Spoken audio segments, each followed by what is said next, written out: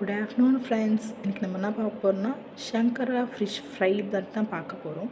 நான் ஆல்ரெடி சங்கரா மீன் வாங்கி நல்லா கழுவி உப்பு போட்டு கழுவி மஞ்சத்தூள் போட்டு ஊற வச்சுருக்கேன். இதுக்கு நான் சிம்பிள் மசாலா தாங்க எடுத்துப்பேன் எப்போயுமே. அது நல்லாவே டேஸ்ட்டாக இருக்கும். எதுனா ஒரு ஃபிஷ் வறுக்கிறதுக்கு மசாலா வாங்கிக்கோங்க.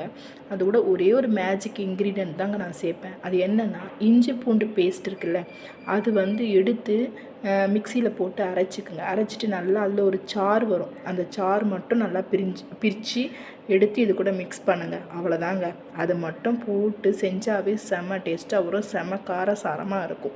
நீங்கள் ட்ரை பண்ணி பாருங்கள். இப்போ நீங்கள் ஒரு 1/2 kg மீன் எடுத்திருக்கீங்கன்னா இந்த ஒரு பேக்கெட்டுக்கே போதுமானது, தாராளமாக போதுமானது. இது நல்லா மிக்ஸ் பண்ணிக்கோங்க. மிக்ஸ் பண்ணிவிட்டு இப்போ நான் வாங்கி வச்ச மீன் எல்லாமே இதில் நல்லா நான் பிசைஞ்சு வச்சுக்கிறேன். இது நல்லா ஊறட்டுங்க. எப்பவுமே ஃபிஷ் ஃப்ரை பண்ணுறதுக்கு மோர் தென் ஒரு 1 hour 1.5 hour ஊறினா தாங்க நல்லா இருக்குமே. இது நல்லா நீங்கள் மசாலாலாம் போட்டு தயார் பண்ணி வச்சுக்கோங்க. இப்போ நான் இந்த மாதிரிலாம் மசாலா போட்டு தயார் பண்ணி வச்சுட்டேன். இப்போ என்ன பண்ணுங்கள், லெமன் கொஞ்சம் நம்மளுக்கு புளிப்பாக அந்த மாதிரி டேஸ்ட் இருந்தால் இன்னும் சூப்பராக இருக்கும்.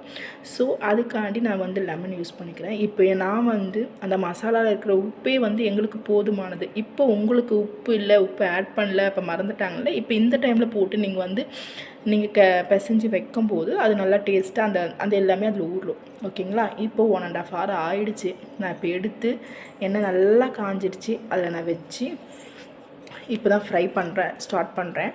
பாருங்கள், நல்லா எண்ணெய் காஞ்சிச்சு. இந்த மாதிரி வச்சுக்கோங்க. பட் ஆனால் நீங்கள் லோ ஃப்ளேமில் வச்சுக்கணும். நீங்கள் ஹையாக வச்சிட்டிங்கன்னா சீக்கிரமாக கருகிடும். சரிங்களா? அதனால் நீங்கள் ரொம்ப ஸ்லோவாக வச்சுட்டு அது நல்லா வேக விடுங்க. வேக விட்டால் தான் உள்ளே இருக்கிற மீன் நல்லா வேகும், சீக்கிரமாகவே செட் ஆகிடும். சரிங்களா?